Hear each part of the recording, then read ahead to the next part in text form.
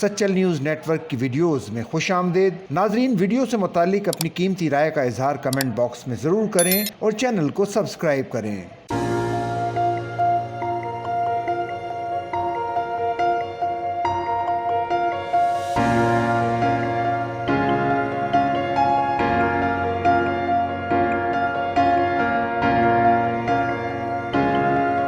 Peoples party کے senior رہنما اور سابق گورنر سندھ کمال اصفر کراچی میں انتقال کر گئے۔ 95 سالہ کمال اصفر کافی عرصے سے علیل تھے۔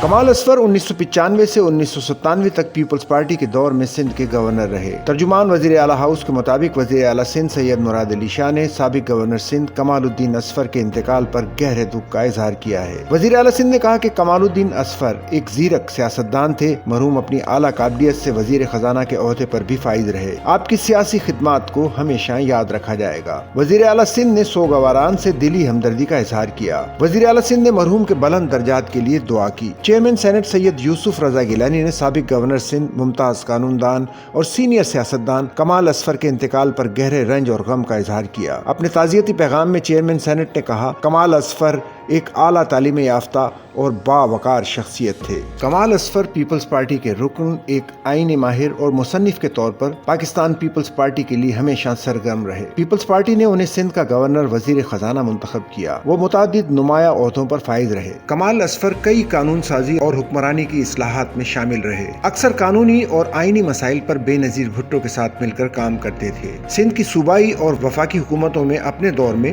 انہوں نے شہری ترقی، رہائش اور حکمرانی کی اصلاحات پر توجہ مرکوز کی۔ کمال اصفر ایک معزز مصنف اور تعلیمی آواز تھی۔